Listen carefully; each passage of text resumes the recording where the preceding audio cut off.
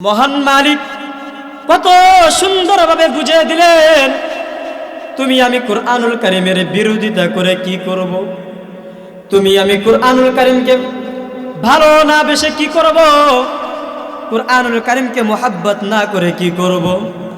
এখনো পর্যন্ত সময় আছে, তওবা করে নাও, তওবা করে নাও। তওবা করার সময় তোমার শেষ হয়ে গেলে তওবা কবুল হবে না। মৃত্যুর আগ পর্যন্ত তুমি তওবা করতে পারবা, কিন্তু যখন মৃত্যু ঘনিয়ে আসবে তওবা কবুল হবে না। আল্লাহর রাসূলের সাথে যদি কোনো মানুষ বেয়াদবি করে, তার জন্য যদি জাহান্নামের শাস্তি থেকে থাকে, তাহলে তো রাসূলের উত্তরসূরি আল উলামা ওয়ারাসাতুল আম্বিয়া, ওলামায়ে কেরাম হলো রাসূলের উত্তরসূরি। যদি আল্লাহর রাসূল সাল্লাল্লাহু আলাইহি ওয়াসাল্লামের সাথে বেয়াদবি করে যদি কারো জন্য যদি জাহান্নাম থেকে থাকে, আল্লাহর শাস্তি থেকে থাকে, তাহলে অবশ্যই আল্লাহর পাকের রাসূল সাল্লাল্লাহু আলাইহি ওয়াসাল্লামের উম্মত ওলামায়ে কেরামের সাথে কেউ বেয়াদবি করলেও এটার জন্য শাস্তি হতে পারে। সাবধান হয়ে যাও, তওবা এখনো করতে পারবা। কত সুন্দরভাবে মালিক বলেন যে তোমরা তওবা করো, তওবা করো। কোন সময় করবা? মৃত্যুর আগে পর্যন্ত করতে পারবা। যখন তোমার মৃত্যুর সময় ঘনিয়ে আসবে, তখন তোমার তওবা কবুল হবে না। আরে কুরআনুল কারীমের মর্যাদা সবাই বোঝে না। কুরআনুল কারীমকে কেউ কি ভালোবাসে না, ভাবে কোরআন পড়ে কি হবে। আরে দুনিয়ার কত জাগতিক শিক্ষা রয়েছে, আমরা মানলাম।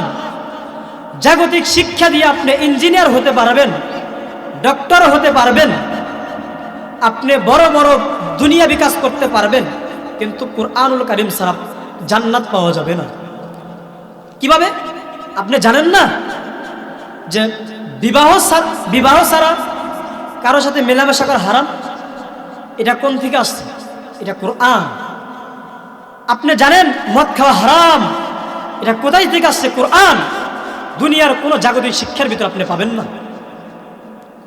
মহান মালিক রব্বুল আলামিন এই কুরআনুল কারীমকে পাঠাইছেন একমাত্র মানুষের হেদায়েতের জন্য।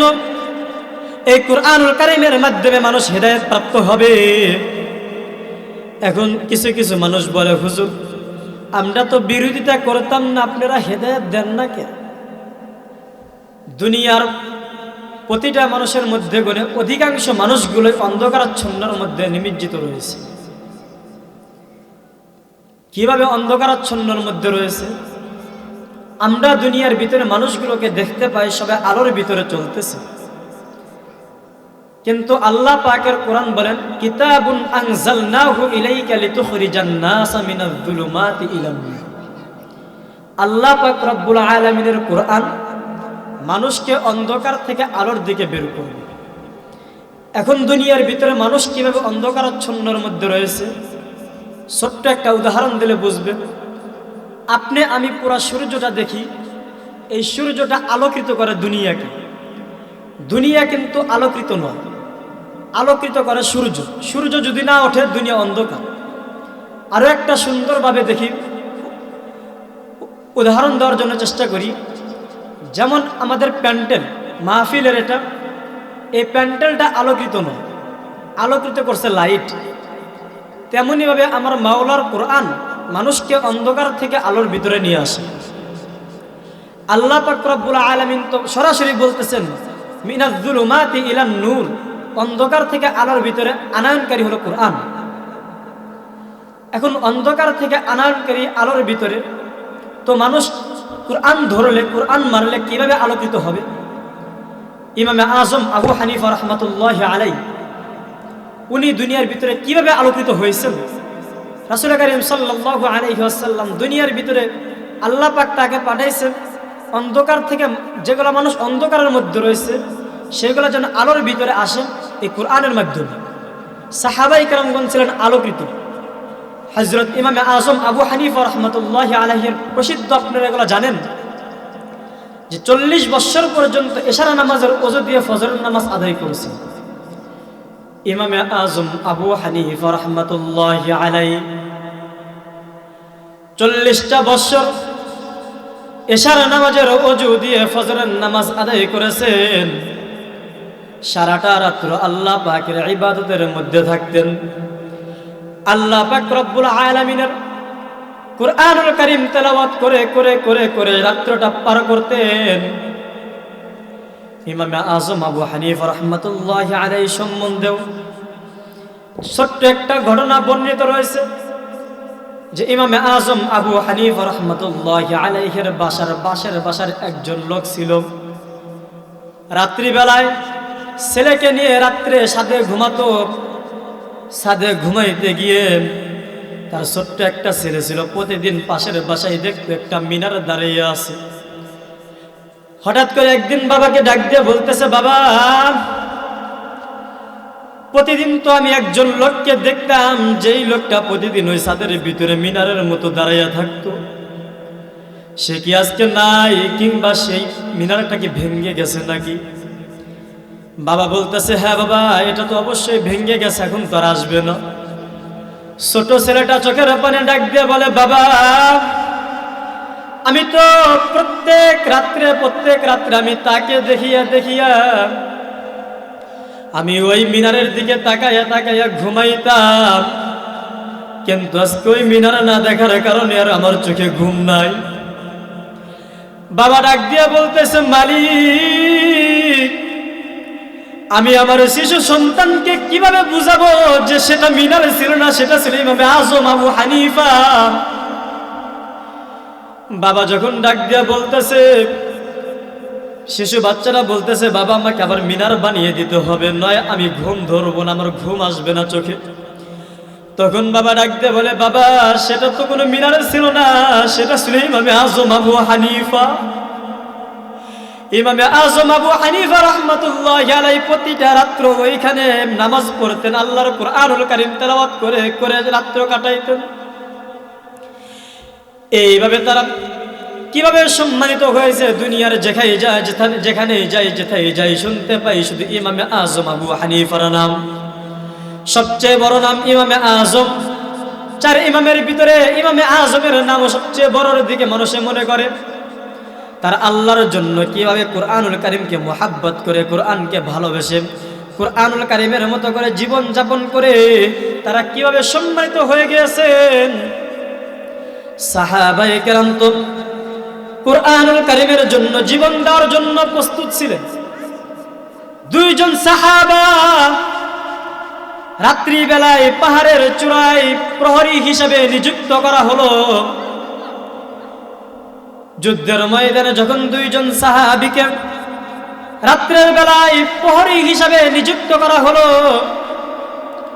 তখন 2 জন সাহাবী ভাবলো, এখন যদি 2 জনে একত্রে পাহারা দিতে শুরু করি, তাহলে হয়তো রাত্রের অর্ধভাগ অথবা শেষের ভাগে গিয়ে 2 জনের একত্রে ঘুম চলে আসবে। এর চাইতে 2 জনের সময়টাকে ভাগ করে নেই, অর্ধেক রাত আপনি অথবা আমি পাহারা দেই, আর অর্ধেক রাত্র অপরজনে পাহারা দেই। এই বলিয়া প্রথম রাত্র যার কাছে পাহারাদার হিসাবে চলে গেল, সে চিন্তা করলো, এখন এমনি সময়টাকে কিভাবে নষ্ট করব। এর চাইতে যদি 2 রাকাত নামাজের ভিতরে দাঁড়াইয়া যায়, আমার মাওলাই কারীমের কুরআনুল কারীম তেলাওয়াত করতে পারবো। তখন নামাজের ভিতরে দাঁড়ায় গেলেন। এদিক দিয়ে শত্রু সৈন্য বাহিনী চলে আসছে। আসার পর যখন তাকে পাহাড়ের চূড়ায় কোনো মানুষের মতো দেখা যায়, তীর নিক্ষেপ করতে শুরু করলো। তীর নিক্ষেপ করতে করতে শরীরের অঙ্গ প্রত্যঙ্গগুলো ফোড়া ফোড়া হয়ে গেল। যখন ওই সাহাবীর শরীরটা দুর্বল হয়ে পড়লো, তখন নামাজটা শেষ করে দিয়ে বলল, ভাইজান, শত্রু সৈন্য বাহিনী চলে এসেছে। এবং আরো একটি কথা বললেন, যদি আজকে ফরজ কাজ অবহেলা না হতো, তাহলে আমি সূরা কাহাফ তেলাওয়াত না করে ছাড়তাম না। इस दौर में खुश नसीब है उह अकबर, इस दौर में खुश नसीब है उह अकबर, जिसने कुरान को खोला रखा। इस दौर में खुश नसीब है वह अकबर जिसने कुरान को खोला रखा। মহান মালিক দুনিয়ার ভিতরে এমন কিছু জিনিসের ভিতরে এমন আকর্ষণ রেখেছেন যা দেখে মানুষের কখনো অন্তর ভরবে না, তৃপ্তি মরবে না, তৃপ্তি মিটবে না। দুনিয়ার ভিতরে মহান মালিক কিছু কিছু জিনিসের ভিতরে চুম্বক আকর্ষণ রেখেছেন। আপনি যতবারই আকাশের দিকে তাকান কখনো বলেন না আমি আকাশকে দেখব না। ওই একই আকাশে একই চন্দ্র একই সূর্য, যতবারই তাকান কখনো বলেন না আমি চন্দ্রকে দেখব না, সূর্যকে দেখব না। জমিনের উপরে দিয়ে সর্বদা চলতেছেন, কখনো বলেন না আমি জমিনের উপরে চলবো না। মহান মালিকের কিছু কিছু বান্দাগণ যারা কাবা শরীফে হজ করতে গিয়েছেন তারা কখনো বলে না আমি আর কাবা শরীফকে দেখব না, নবীজির রওজাকে দেখব না। মহান মালিক এমন কিছু জিনিসের ভিতরে এমন আকর্ষণ রেখেছেন। আমি এক হাজী সাহেবকে জিজ্ঞাসা করলাম, হাজী সাহেব আপনি যে রাসূলের মদিনায় গিয়েছেন, আল্লাহর কাবা শরীফে গিয়েছেন, আপনার অনুভূতিটা কি? হাজী সাহেব চোখ দিয়া পানি ছেড়ে দিয়ে বলে, মালিক তুমি আমাকে আরেকবার হজে যাওয়ার জন্য তৌফিক দিও। এই কথা বলার সাথে সাথে বললেন, সোনার মদিনা যতই যাই ততই যেন ভালো লাগে, আসতে আর মনে চায় না, মনে হয় সেখানে থেকে যায়। সোনার মদিনা আমার প্রাণের মদিনা, সবই ভুলিব কিন্তু তোমায় ভুলতে পারি না। সোনার মদিনা আমার প্রাণের মদিনা, সবই ভুলিব কিন্তু তোমায় ভুলতে পারি না। ভুলিনি ভুলব না ভুলতে পারি না, ভুলিনি ভুলব না ভুলতে পারি না। সোনার মদিনা আমার প্রাণের মদিনা, সবই ভুলিব কিন্তু তোমায় ভুলতে পারি না, কিন্তু তোমায় ভুলতে পারি না। মহান মালিক তেমনি ভাবে কুরআনুল কারীমের ভিতরে এমন চুম্বক আকর্ষণ রেখেছেন, কাবা শরীফে গিয়ে মুমিনের অন্তর মেটে না, কুরআনুল কারীম পড়েও মুমিনের অন্তর মেটে না। যতই পরে এই কুরআনুল কারীম যেন পড়তে মনে চায়। মুমিন বান্দার অন্তরটা এমন, যতই পরে কুরআনুল কারীম যেন ভালো লাগে।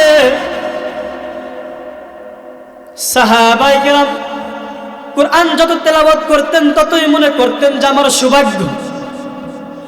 কুরআনুল কারীম পড়লে, কুরআনুল কারীম মানলে, কুরআনকে ভালোবাসলে মানুষ কত বড় মর্যাদাবান হয়। একটা ছোট্ট একটা উদাহরণ দিলে হয়তো বুঝে আসবে। আমাদের আপনাদের বাড়ির ভিতরে সেরা ফাটা কাপড় থাকে না? সেরা ফাটা কাপড়গুলো এখানে সেখানে ওখানে পরা থাকে। সেই কাপড়গুলো যখন আপনি একত্রিত করবেন, একত্রিত করার পরে সিলি করে কুরআনুল কারীমের কভার হিসাবে বানাইবেন। মহান মালিক বলেন, লা ইয়ামাসসুহু ইল্লাল মুতাহহারুন। মহান মালিক বলেন, লা ইয়ামাসসুহু ইল্লাল মুতাহহারুন। আমার এই কুরআনুল কারীমকে কেউ অপবিত্র অবস্থায় ধরতে পারবে না, নাপাকরত অবস্থায় কেউ ধরতে পারবে না। মহান মালিকের এই কথা, কুরআনুল কারীমকে কেউ অপবিত্র অবস্থায় ধরতে পারবে না, নাপাকরত অবস্থায় ধরতে পারবে না। তেমনি ওই কুরআনের সাথে সম্পর্ক রাখছে একটি কুরআনের কভার। ওলামায়ে কেরামগণ ব্যাখ্যা করেন, এই কভারটাকেও ওলামায়ে কেরামগণ বলেন যে এই কভারটাকেও কোনো ব্যক্তি নাপাকরত অবস্থায় ধরতে পারবে না, ওযু না থাকা অবস্থায় ধরতে পারবে না। এই যে সামান্য একটা জিনিস, বস্তু যদি কুরআনুল কারীমের সাথে মুহাব্বত রাখি এত সম্মানিত হতে পারে, তুমি আমি একজন জানদার প্রাণ আশরাফুল মাখলুকাত, তুমি আমি কি কুরআনের সাথে মুহাব্বত রাখিয়া কি আমরা আল্লাহ পাকের সম্পর্ক গড়তে পারি না? কিন্তু আজকে দুনিয়ার ভিতরে দুঃখের বিষয়, সবচেয়ে বড় দুঃখের বিষয়, কুরআনের পাখিগুলোকে ধরে ধরে জেলখানার ভিতরে বন্দী করা হইতেছে। যদি বলা হয় আপনারা কি জন্য ধরেন, কুরআনুল কারীম পড়ার কারণে আপনারা কি জন্য ধরেন, বলে আমরা কুরআনের জন্য ধরি না, আমরা ধরি জিহাদি কিতাব পাওয়া যায় তাদের মাঝে। আরে যদি জিহাদি কিতাব পাওয়া যায়, জিহাদি কিতাব তো সর্বপ্রথম কুরআনুল কারীম। আল্লাহ পাক রব্বুল আলামিন সবচেয়ে বেশি কুরআনুল কারীমের ভিতরে জিহাদের কথা বলেছেন। আরো যদি প্রশ্ন করা হয় যে আপনারা কি জন্য তাদেরকে পাকড়াও করেন, জেলখানার ভিতরে ঢুকিয়ে দেন, বলা হয় তারা দোষ, কি দোষ? নারী নিয়ে রিসোর্ট যাওয়া। আরো কি দোষ? তারা ইসলামের পক্ষে কথা বলে, বিরোধী দলের বিপক্ষে কথা বলে, এটাই তাদের দোষ। নারী নিয়ে রিসোর্টে যা আপনারা বুঝলেন, কিন্তু কোন মানুষ নিয়ে গেছে আপনারা খেয়াল করছেন? গেছে মানসি। আল্লাহ পাক রব্বুল আলামিন বলেন সূরা নিসা আয়াত নাম্বার 3, কুরআনুল কারীম খুলে দেখেন। আল্লাহ পাক বলেন ওয়াইন খিফতুম আল্লাহ তুকসিতু ফিল ইয়াতামা ফানকিহু মা তাবা লাকুম মিনাল মাসনা ওয়া সুলাসা ওয়া রুবা'। আল্লাহ পাক বলেন তোমরা 2টা 3টা 4টে বিবাহ করো। যদি আপন স্ত্রী নিয়ে যদি রিসোর্টে যাওয়ার কারণে সমস্যা হয়, আরে বাংলাদেশের ভিতরে তো নায়ক নায়িকারা সারাটা সময় জেনা ব্যভিচার করে একজন করে সন্তান জন্মগ্রহণ করে, এ নিয়ে আপনাদের কোনো মাথা ঘামে না? মাথা ঘামে যখন ওলামায়ে কেরাম বৈধ স্ত্রী না রিসোর্টের ভিতরে যায়। আর এটা কি বাংলাদেশের অবস্থা? এইটা বাংলাদেশের অবস্থা হতে পারে? আপনারা কোন জায়গায় হাত দেন? ইসলামকে এমনি এমনি মিশে দেওয়া যাবে না। আমার মালিক বলেন ইন্না নাহনু নাযালনা যিকরা ওয়া ইন্না লাহু লাহাফিজুন। তোমরা চাইতেছো কুরআনুল কারীমকে মিটিয়ে দিবা, কিন্তু সম্ভব না। আমার মালিক বলতেছেন যে আমি কুরআনকে পাঠাইছি, কুরআনকে হেফাজত করা হবে। আল্লাহু আকবার। কুরআনুল কারীমকে কেউ বন্ধ করতে পারবে না। আরে কুরআনুল কারীমকে বন্ধ করার জন্য তো যে সময় রাসূল কারীম সাল্লাল্লাহু আলাইহি ওয়াসাল্লাম কুরআনের দাওয়াত দিতে শুরু করলেন, তখন তারা চিন্তা করলো যে হায় হায়, মুহাম্মাদের দল বাড়ি হয়ে যেতেছে, ইসলাম দল বেশি বাড়ি হয়ে যেতেছে, এটাকে বন্ধ করতে হবে। এর জন্য মক্কার প্রতিটা রাস্তায় রাস্তায় অলি গলিতে তারা লোক সেট করে দিল, যেখানে কেউ আসবে না, যাতে এখানে কেউ না আসে, এখানে একজন পাগল আছে বলে তাদেরকে দূরীভূত করে দিবা। কিন্তু যখনই মানুষ জানতে পারলো যে পাগলটা কি, একটু পাগলটা দেখে যায়, যেখানে বাধা হয় সেখানেই মানুষে বেশি যাইতে চায়। যখন তার এই কথা ভাবলো, তখন দেখে আরো লোক বেশি আসে, কথা মানে না, পাগল দেখতে আসে।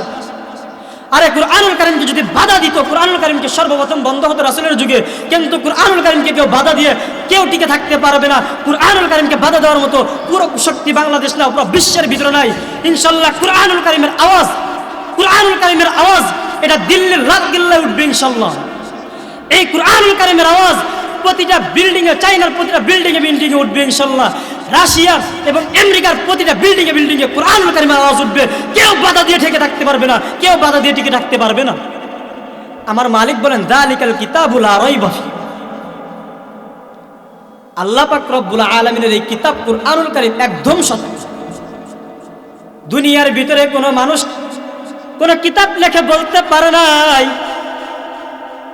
যে আমার এই কিতাবটা যালিকাল কিতাবু লা রাইবা ফি, যে আমার এই কিতাবটার মধ্যে কোনো সন্দেহ নেই, কোনো সংশয় নাই। কিন্তু আমার মাওলা পাক বলেছেন যে আমার কিতাবের ভিতরে কোনো সন্দেহ নেই, কোনো সংশয় নাই। মহান মালিক কত সুন্দরভাবে বুঝিয়ে দিলেন, তুমি আমি কুরআনুল কারীমের বিরোধিতা করে কি করব? তুমি আমি কুরআনুল কারীমকে ভালো না বেশে কি করব? কুরআনুল কারীমকে মুহাব্বত না করে কি করব? এখনো পর্যন্ত সময় আছে, সময় আছে। তওবা করে নাও, তওবা করে নাও। তওবা করার সময় তোমার শেষ হয়ে গেলে তওবা কবুল হবে না। মৃত্যুর আগ পর্যন্ত তুমি তওবা করতে পারবা, কিন্তু যখন মৃত্যু ঘনিয়ে আসবে তওবা কবুল হবে না। আল্লাহর রাসূলের সাথে যদি কোনো মানুষ বেয়াদবি করে, তার জন্য যদি জাহান্নামের শাস্তি থেকে থাকে, তাহলে তো রাসূলের উত্তরসূরি আল উলামা ওয়ারাসাতুল আম্বিয়া, ওলামায়ে কেরাম হলো রাসূলের উত্তরসূরি। যদি আল্লাহর রাসূল সাল্লাল্লাহু আলাইহি ওয়াসাল্লামের সাথে বেয়াদবি করে যদি কারো জন্য যদি জাহান্নাম থেকে থাকে, আল্লাহর শাস্তি থেকে থাকে, তাহলে অবশ্যই আল্লাহর পাকের রাসূল সাল্লাল্লাহু আলাইহি ওয়াসাল্লামের উম্মত ওলামায়ে কেরামের সাথে কেউ বেয়াদবি করলেও এটার জন্য শাস্তি হতে পারে। সাবধান হয়ে যাও, তওবা এখনো করতে পারবা। কত সুন্দরভাবে মালিক বলেন যে তোমরা তওবা করো, তওবা করো। কোন সময় করবা? মৃত্যুর আগে পর্যন্ত করতে পারবা। যখন তোমার মৃত্যুর সময় ঘনিয়ে আসবে তখন তোমার তওবা কবুল হবে না। আরে কোরআনুল কারীমের মর্যাদা সবাই বোঝে না। কোরআনুল কারীমকে কেউ কি ভালোবাসে না, ভাবে কোরআন পড়ে কি হবে। আরে দুনিয়ার কত জাগতিক শিক্ষা রয়েছে আমরা মানলাম। জাগতিক শিক্ষা দিয়ে আপনি ইঞ্জিনিয়ার হতে পারবেন, ডক্টর হতে পারবেন, আপনি বড় বড় দুনিয়া বিকাশ করতে পারবেন, কিন্তু কোরআনুল কারীম ছাড়া জান্নাত পাওয়া যাবে না। কিভাবে? আপনি জানেন না যে বিবাহ ছাড়া কারোর সাথে মেলামেশা করা হারাম? এটা কোন থেকে আসছে? এটা কোরআন। আপনি জানেন মদ খাওয়া হারাম? এটা কোথায় থেকে আসছে? কোরআন। দুনিয়ার কোন জাগতিক শিক্ষার ভিতর আপনি পাবেন না। মহান মালিক রব্বুল আলামিন এই কোরআনুল কারীমকে পাঠাইছেন একমাত্র মানুষের হেদায়েতের জন্য। এই কোরআনুল কারীমের মাধ্যমে মানুষ হেদায়েত প্রাপ্ত হবে। এখন কিছু কিছু মানুষ বলে, হুজুর আমরা তো বিরোধিতা করতাম না, আপনারা হেদায়েত দেন না কেন? হেদায়েত কি আমাদের হাতে? হেদায়েত তো একমাত্র আল্লাহ পাকের হাতে। যদি হেদায়েত যদি উলামায়ে কিরামের হাতে থাকতো তাহলে তো রাসূলের হাতে সর্বপ্রথম হেদায়েতরা থাকতো। যখন রাসূল করিম সাল্লাল্লাহু আলাইহি ওয়াসাল্লামের চাচা আবু তালেব ইন্তেকালের নিকটবর্তী মুমূর্ষু অবস্থায়, তখন রাসূল করিম সাল্লাল্লাহু আলাইহি ওয়াসাল্লাম বললেন, চাচা যান, আপনি শুধু এতটুকু পড়েন লা ইলাহা ইল্লাল্লাহ মুহাম্মাদুর রাসূলুল্লাহ বলতে হবে না, হাসরের ময়দানে আমি আপনার জন্য সুপারিশ করব। আবু তালেব বললেন, না ভাতিজা, এটা করা যাবে না। যদি এইটা হয় তাহলে হয়তো আমার পূর্বপুরুষরা বলবে আবু তালেব ছোট্ট একটা শিশু মুহাম্মাদের দলে অন্তর্ভুক্ত হয়েছে, এটা করা যাবে না। এই কথা যখন শুনল তখন মালিকের কাছে দোয়া করলেন, মালিক আপনি আমার চাচাকে হেদায়েত দেন। আমার মালিক ডাক দিয়া বলে, হেদায়েতের মালিক তো তুমি না, হেদায়েতের মালিক আমি আল্লাহ। আমি যদি হেদায়েত না দেই দুনিয়ার কোনো মানুষ হেদায়েত দিতে পারে না। একমাত্র আমার মালিকের কাছে হেদায়েত চাবো। আমার মালিক যাকে ভালোবাসবে তাকেই হেদায়েত দিবে। আমার মালিক যাকে ভালোবাসে তাকে মাহফিলের প্যান্ডেল আয়না বসাইয়া যায়, ঠিক কিনা? দুনিয়াটা এমন হয়ে গেছে যে দুনিয়ার ভিতরে মানুষগুলো কুরআনুল কারীমকে সরাইয়া দেওয়ার জন্য, মানুষগুলোকে কুরআনুল কারীমকে থেকে সরাইয়া দেওয়ার জন্য চেষ্টা করতেছে। কি জন্য চেষ্টা করতেছে? কিভাবে চেষ্টা করতেছে? কারণ আমার মালিক তো দুনিয়ার ভিতরে এই কুরআনুল কারীমকে কোনো কভার হিসাবে পাঠান নাই, কোনো পাতা হিসাবে পাঠান নাই, পাতার ভিতরে লেখিয়াও পাঠান নাই। আমার মালিক পাঠাইছেন কুরআনুল কারীমকে কলবের ভিতরে। কারণ এই কারণে কলবের প্রধান বক্তার আগমন, তাকবীর, আল্লাহু আকবার, নারায়ে তাকবীর, আল্লাহু আকবার।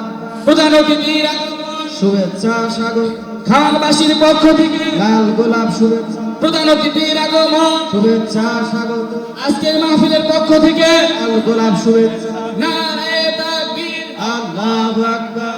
আজকের মাহফিল সফল হোক, সফল হোক। আজকের মাহফিল সফল হোক, সফল হোক।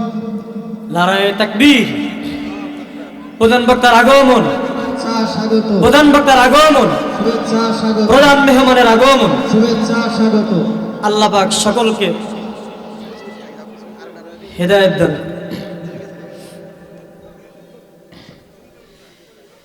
মহান মালিক দুনিয়ার ভিতরে কুরআনুল কারীমকে, এই কুরআনুল কারীমকে মহান মালিক পাতার মধ্যে লিখিয়া পাঠায় নাই।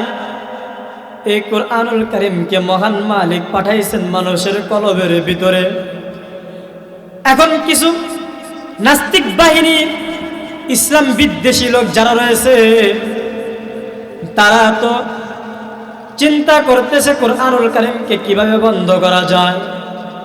ভাবতেছে কোরআনুল কারীমকে তো পাতাগুলোকে পুরে পুরে কোরআনুল কারীমকে বন্ধ করা যাবে না, তাহলে কোরআনুল কারীমকে আপনি কিভাবে বন্ধ করবেন?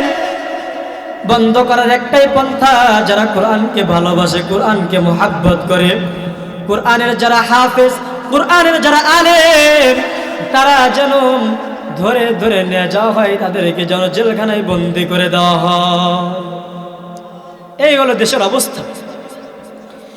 এই কোরআনুল কারীমের মর্যাদা কিছু মানুষ আছে বুঝবে, কিছু মানুষ আছে বুঝবে না। ছোট্ট আরেকটা উদাহরণ দিলে বুঝবেন যে এই কোরআনুল কারীমের মর্যাদা কিভাবে কিছু মানুষ বুঝবে, কিভাবে কিছু মানুষ বুঝবে না। ইমামে আজম আবু হানিফা রাহমাতুল্লাহি আলাইহির একজন ছাত্র ছিল ইমাম আবু ইউসুফ রাহমাতুল্লাহি আলাইহি।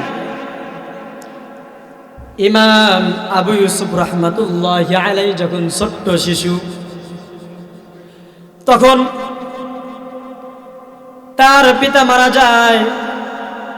মা চিন্তা করলো, এখন যদি ছোট্ট শিশুকে বাজারের ভিতরে গিয়ে যদি রোজগার করার জন্য না বলা হয়, তাহলে হয়তো আমাদের পরিবার কোনোভাবে চলবে না, আমাদের তো পরিবারটা চালাইতে হবে। এই কারণে ইমামে আবু ইউসুফ রাহমাতুল্লাহি আলাইহিকে তার মা পাঠিয়ে দিলেন, বাবা বাজারে যাও, তুমি বাজারে গিয়া কিছু রোজগার করে নিয়ে আসো। যখন রাস্তা দিয়ে হাঁটতে শুরু করলেন, হাঁটতে হাঁটতে যেতে যেতে রাস্তার এক পর্যায়ে দেখে কোরআনুল কারীমের আওয়াজ। কোরআনুল কারীমের আওয়াজ শুনে যখন কোরআনুল কারীমের আওয়াজ শুনলো, তখন ভাবলো, হায় হায় কিসের যেন আওয়াজ। একটু সামনে গিয়ে দেখি কিসের আওয়াজ। তখন দেখে কোরআনুল কারীমের আওয়াজ চলে আসছে।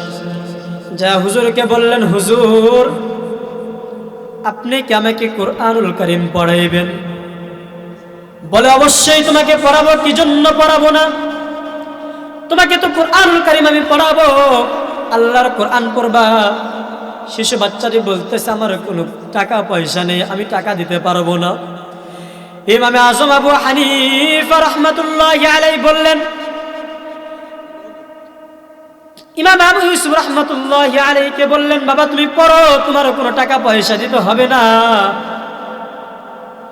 ইমাম আবু ইউসুফ রাহমাতুল্লাহি আলাইহির কথা শুনে ইমামে আজম আবু হানিফা রাহমাতুল্লাহি আলাইহি বললেন, তুমি পড়ো, টাকা পয়সা তোমার দিতে হবে না। এরপরে তিনি পড়তে পড়তে কিছুদিন পড়তে শুরু করলেন। যখনই তার মাতা জানতে পারলো ইমাম আবু ইউসুফ পড়তে যায়, রোজগার করতে যায় না, তখন হুজুরের কাছে গিয়ে বললেন, হুজুর আমার ছেলেকে তো আমি পাঠাইছি কোরআন পড়ার জন্য, কিন্তু আপনি, আমার ছেলেকে তো আমি পাঠাইছি রোজগার করার জন্য, কিন্তু আপনি কোরআন পড়াইতেছেন মানলাম, কিন্তু আমাদের পরিবারটা কে দেখবে? ইমাম আবু হানিফা রাহমাতুল্লাহি আলাইহি বললেন, আল্লাহ। বললেন, দুনিয়ার ভিতরে উসিলা হিসাবে আমি আপনার পরিবারের ভার নিলাম। আল্লাহু আকবার। কিছুদিনের মধ্যে ইমাম আবু ইউসুফ রাহমাতুল্লাহি আলাইহি কোরআনের হাফেজ হয়ে গেলেন। যাবার হাফেজ হয়ে শেষ করার পর হঠাৎ করে একদিন রাস্তার ভিতরে হাঁটতেছে, হাঁটতে হাঁটতে স্যান্ডেলটা ছিঁড়ে যায়। ছিঁড়ে যাওয়ার পর ইমাম আবু ইউসুফ রাহমাতুল্লাহি আলাইহি, ছোট মানুষ, একদিকে বাবা নাই, অপরদিকে চলাফেরার মতো কোনো টাকা পয়সা নাই। মুসি চাচাকে ডাক দিয়ে বলল, চাচা আপনি কি আমার জুতাটা একটু সিলাই করে দিতে পারবেন? মুসি মুসকি হাসিতে বলল, বাবা এটাই তো আমার কাজ, দাও না জুতাটা সিলাই করে দেই।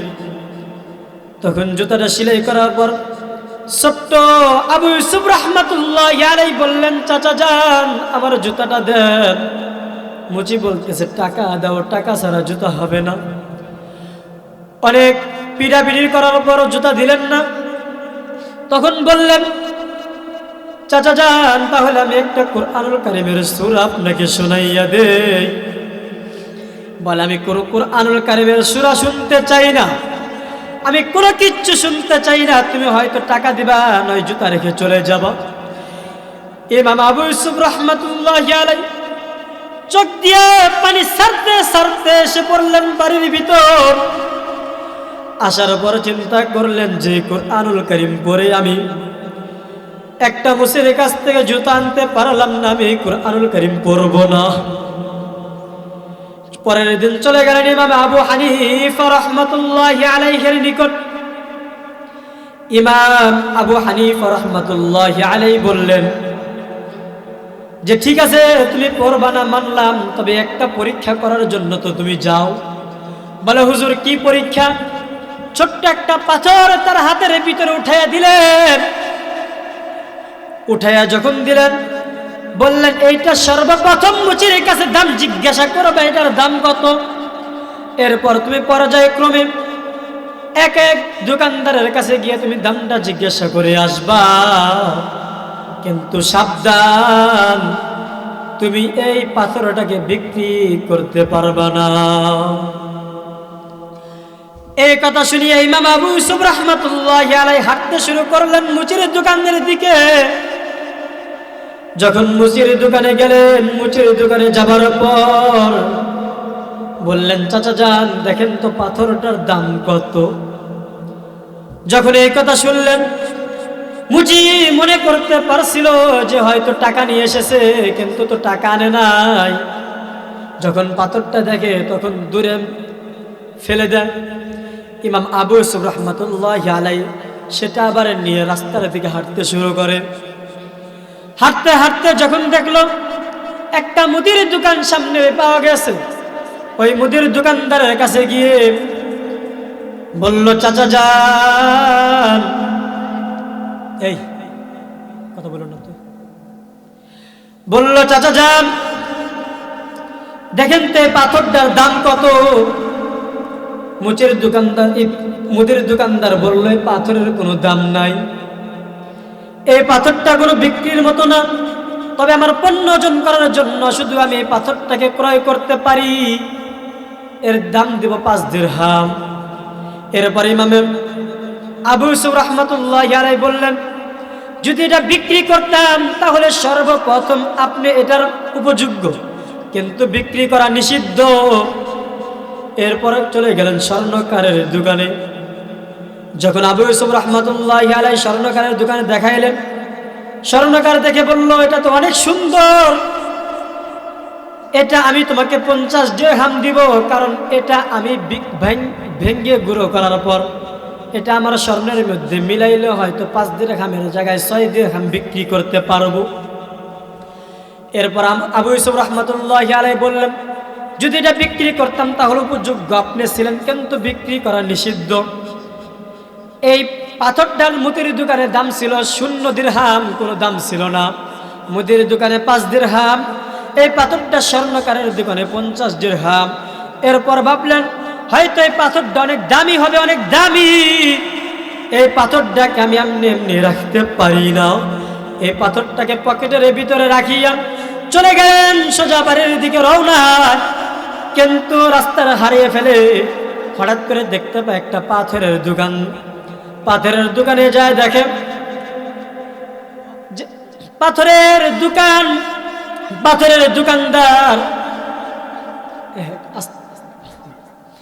পাথরের দোকানদার যখন পাথরটা দেখে, পাথরটা দেখার সাথে সিটকে পিছনের দিকে পড়ে যার মালিককে ডাক দিয়ে বলে, মালিক, আমি কেমন পাথর দেখলাম, পুরো আমার জিন্দেগির ভিতরে যতগুলো পাথর বিক্রি করেছি এবং আমার দোকানের ভিতরে যতগুলো পাথর রয়েছে, এই পাথরগুলোর দাম যদি মূল্য একত্র করি তবু একটা পাথরের মূল্য দিতে পারবো না। যেই পাথরটা মুচির দোকানে কোনো দাম ছিল না, মুদির দোকানে 5 দিরহাম, স্বর্ণকারের দোকানে 50 দিরহাম, এই পাথরটাই আবার পাথরওয়ালার কাছে মূল্যের কোনো তুলনা নাই। এরপরে বললেন, তুমি কার কাছ থেকে পাথরটা নিয়ে এসেছো, আমাকে নিয়ে চলো। তখন যখন নিয়ে গেলেন, দেখেন সেখানে বসা ইমামে আজম আবু হানিফা। হুজুরকে ডাক দিয়ে বললেন, হুজুর আপনি ছোট্ট একটা শিশুর কাছে এত দামি পাথর কেন উঠে দিয়েছেন? হুজুর চোখের পানি ছেড়ে দিয়ে বলে, এটা কোনো পাথর, দামি পাথর না, এর চাইতে তার কলবের ভিতরে যেই পাথরটা রয়েছে সেটা যদি আমি 7 আসমান 7 জমিনকে যদি বিক্রি করি, ওই একটা পাথরের মূল্য দিতে পারবো না। সেটা হলো আল্লাহ পাকের কুরআন, তার সিনার ভিতরে সংরক্ষিত। আল্লাহু আকবার। কোরআন শেখাও ছেলে মেয়েকে, ও হে মুসলমান, জান কবজের সময় তোমার হইবে রে আসান, জান কবজের সময় তোমার হইবে রে আসান। একটি ছেলে আলেম হলে পড়বে কোরআন, মৃত্যুকালে ভেগে যাবে মরদুদ শয়তান, ভেগে যাবে মরদুদ শয়তান, থাকবে রে ঈমান। কোরআন শিখাও ছেলে মেয়েকে, ও হে মুসলমান, জান কবজের সময় তোমার হইবে রে আসান, জান কবজের সময় তোমার হইবে রে আসান। এই কুরআনুল কারীমের মর্যাদা কিছু সংখ্যক লোক বুঝবে, কিছু সংখ্যক লোক বুঝবে না। সারাটা জীবন কিছু সংখ্যক লোক গালটা বাঁকা করে একদিকেই চলবে, চলবে না। তাদেরকে যতই বোঝানো হবে বুঝবে না। বুঝবে কোনটা? দুনিয়ার ভিতরে বেহায়াপনা, নির্লজ্জা মতো চলবে। বুঝবে না যে আল্লাহর কুরআন কত সম্মানিত। এই কুরআনুল কারীমকে যেই ধরবে সেই সম্মানিত হবে। মানুষ এমনি এমনি সম্মানিত হয় না। দুনিয়ার ভিতরে যদি কোনো মানুষ সম্মানিত হয় একমাত্র কুরআনের মাধ্যমে, ঠিক কিনা? যদি কোনো মানুষ যদি বড় হয়, আল্লাহ পাক রব্বুল আলামিনের নৈকট্য পেতে চায়, ধরতে হবে সর্বপ্রথম কুরআন। কোন মানুষ কুরআনুল কারীমকে বিরোধিতা করে কোনোদিন বড় হইতে পারবে না। এই কুরআনুল কারীমের বিরোধিতা আবু জাহেল করেছে, আবু লাহাব করেছে, উতবা করেছে, সাহিবা করেছে, কিন্তু কোনো কিছু করতে পারে নাই। এই কুরআনুল কারীমের বিরোধিতা তারপরের জামানায় কিছু কিছু সংখ্যক লোকগুলো কুরআনুল কারীমের বিরোধিতা করেছে। আমরা সর্বদা মনে করি যারা কুরআনুল কারীমের বিরোধিতা করবা, কুরআনুল কারীমকে ব্যঙ্গ করবা, তোমরা কুরআনুল কারীমকে বন্ধ করে দিতে চাইবা। আমরা স্পষ্ট ভাষায় ঘোষণায় বলে দিতে পারি, কোনো ব্যক্তি যদি কুরআনুল কারীমের বিরুদ্ধে যদি কোনো চক্রাঙ্গে কথা বলে, আমরা চোখকে উপড়ে ফেলবো। কোনো মানুষ যদি কুরআনুল কারীমের বিরুদ্ধে হাত বাড়ায়, হাতকে আমরা ভেঙ্গে ঘুরিয়ে ফেলবো। কোনো মানুষ যদি কুরআনুল কারীমের বিরুদ্ধে কোনো মুখের মাধ্যমে কথা বলে, আমরা মুখের জিহ্বাকে টান দিয়ে কুকুরকে খাওয়া দিব, ঠিক কিনা? কুরআনুল কারীমকে বিরোধিতা করে কোনো মানুষ আগাইতে পারে নাই। আল্লাহ পাক রব্বুল আলামিনের রাসূল সাল্লাল্লাহু আলাইহি ওয়াসাল্লামের কাছে কুরআনুল কারীম প্রেরণ হয়েছেন। রাসূল হলেন কোরআনের কারণে সম্মানিত, নাকি রাসূলই সম্মানিত? রাসূলও যেমন সম্মানিত, কোরআনও তেমন সম্মানিত, নাকি? রাসূলও সম্মানিত, কোরআনও সম্মানিত। কোনো ব্যক্তি যদি রাসূলকে না মানে, কোরআনকে না মানে, তাহলে সেই ব্যক্তি আল্লাহ তাআলাকে পাইতে পারে না। প্রমাণ আল্লাহ পাক রব্বুল আলামিন কোরআনুল কারীমে ভিন্ন আয়াতের ভিতরে বলেন, আর রহমান আল্লামাল কুরআন খলাকাল ইনসান। কোন ব্যক্তি যদি আল্লাহ তাআলাকে পাইতে চায়, সর্বপ্রথম ধরতে হবে কুরআন। কুরআন যদি কোনো ব্যক্তি যদি না ধরে, আল্লাহ পাক পর্যন্ত পৌঁছতে পারবে না, আল্লাহ পাকের নৈকট্য লাভ করতে পারবে না। কিভাবে? আল্লাহ পাক বলেন, আর রহমান, আমি দয়াময় আল্লাহ তাআলা, আল্লামাল কুরআন, আমি মানুষকে কুরআন শিক্ষা দিলাম, খলাকাল ইনসান, এরপর আমি মানুষকে সৃষ্টি করলাম। আমি কুরআনকে শিক্ষা দিলাম মানুষকে, এরপর আমি কুরআনুল কারীমকে মানুষকে শিক্ষা দেওয়ার পর, কুরআনুল কারীমকে শিক্ষা দেওয়ার পর মানুষকে আমি দুনিয়ার ভিতরে পাঠাইলাম। আল্লাহ পাক রব্বুল আলামিন এটা বলতেছে, কিন্তু আমরা তো দুনিয়ার ভিতরে দেখি সর্বপ্রথম আমরা দুনিয়ায় আসি, এরপর আমরা কোরআনুল কারীম শিখি। আল্লাহ পাক বললেন আগে আমি মানুষকে কোরআন শিক্ষা দিলাম, পরে মানুষকে পাঠাইলাম। মুফাসসিরে কেরাম সুন্দরভাবে ব্যাখ্যা করেছেন যে এই কোরআনুল কারীমকে আপনি যদি কোরআনুল কারীম ধরেন, কিভাবে ধরবেন? আর রহমান শব্দটা আমি সর্বপ্রথম রাখি, নিচে রাখি আল্লামাল কোরআন, তার নিচে রাখলাম খলাকাল ইনসান। এখন এই খলাকাল ইনসান যে মানুষ, আল্লাহ পর্যন্ত পৌঁছতে গেলে সর্বপ্রথম ধরতে হবে কি? মাঝখানের যেটা কোরআন। কোরআনকে যে ব্যক্তি ধরবে আল্লাহ পাককে ধরা হবে। কোনো ব্যক্তি যদি কোরআনকে না ধরে, কোরআনকে না মানে, কোরআনকে ভালো না বাসে, আর আমাদের কোনো সমস্যা নাই, কোরআনকে ভালোবাসবে না বাসবে তোমার ব্যক্তিগত ব্যাপার, মানলাম, কিন্তু তোমরা কোরআনুল কারীমকে না ভালোবেসে জান্নাতের ভিতরে যেতে পারবা না, আল্লাহ রাসূলকে ভালো না বেসে জান্নাত পেতে পারো না। আল্লাহ রাসূল বলেন যে ব্যক্তি আমাকে ভালোবাসলো সেজন্য আল্লাহ তাআলাকে ভালোবাসলো। নাকি মিথ্যা বললাম?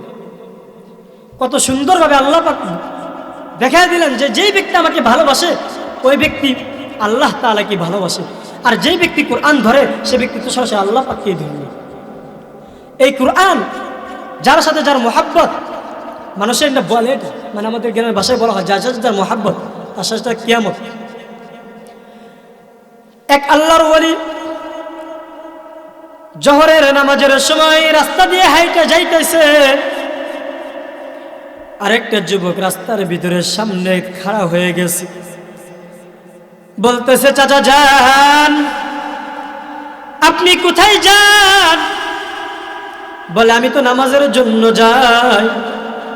বলে এখনো তো প্রায় 12টা বাজে, একটা বাজতে তো সময় অনেক রয়েছে, আপনি কিছু কাজকর্ম করিয়া তো আপনি নামাজের ভিতরে যাইতে পারতেন।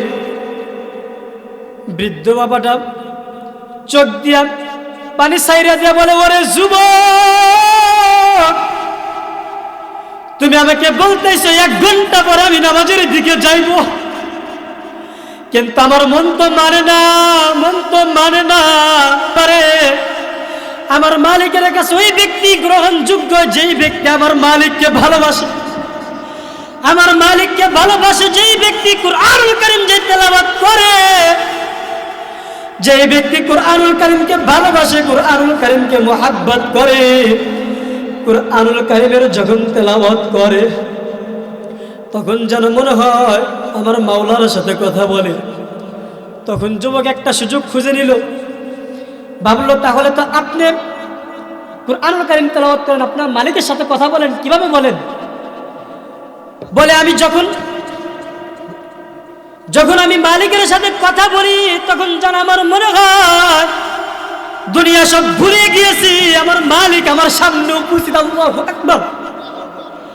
আমরা কি পারি না কোরআনুল কারীমকে ভালোবাসতে? আমরা কি পারি না কোরআনুল কারীমকে মুহাব্বত করতে? এই কোরআনকে মাইনাস করে দুনিয়ার কোনো ব্যক্তি যদি কাজ করতে চায় কাজের মধ্যে বরকত হবে না। এই কোরআনুল কারীমকে বন্ধ করে দেওয়ার জন্য আজকে দিল্লির লালকিল্লা কুখ্যাত নরঘাতক নরেন্দ্র মোদী আমাদের বিরুদ্ধে লেগেছে, মুসলমান থেকে বারবার হত্যা করেছে। কিছুদিন আগে জানতে পারলাম কাশ্মীরে মুসলমানদের হত্যা হয়েছে, আর আমেরিকার ভিতরে কোরআনুল কারীমকে বন্ধ করে দেওয়ার জন্য পায়তারা চলতেছে, চায়নার ভিতরে কোরআনুল কারীমকে বন্ধ করে দেওয়ার জন্য পায়তারা চলতেছে। আল্লাহ রাসূলকে নিয়ে ব্যঙ্গ করলো কিছুদিন আগে ফ্রান্স। আমরা সর্বদা মনে করি প্রতিটা রাষ্ট্রের ভিতরে কোরআনুল কারীমের আওয়াজ উঠবে ইনশাআল্লাহ, কেউ বাধা দিতে পারবে না, কেউ বাধা দিতে পারবে না। যারাই বাধা দিতে যাবে তারাই রহিত হয়ে যাবে, যারাই বাধা দিতে যাবে কোরআনুল কারীমকে বাধা দিয়ে যারা বন্ধ করতে দিতে যাবে, আমার মালিক ওয়াদা করেছেন ইন্না নাহনু নাযালনা যিকরা ওয়া ইন্না লাহু লাহাফিজুন। আমি কোরআনুল কারীমকে অবতরণ করেছি, আমি কোরআনুল কারীমকে হেফাজত করব। আদর্শ তোমরা যতই বিরোধিতা করো, কোরআনুল কারীমের বিরুদ্ধে যত অগ্রসরণ করো, আমরা মনে করি তোমরা পিছনে চলে যাবা, আমার মালিকের দেশ সামনে অগ্রসর হবে ইনশাআল্লাহ। আল্লাহ পাক রব্বুল আলামিন আমাদের সকলকে কোরআনুল কারীমকে ভালোবেসে, কোরআনুল কারীমকে মুহাব্বত করে দুনিয়ার ভিতরে চলার জন্য তৌফিক দান করুক। সকলে বলে আমিন। আসসালামু আলাইকুম ওয়া রাহমাতুল্লাহি ওয়া বারাকাতুহু।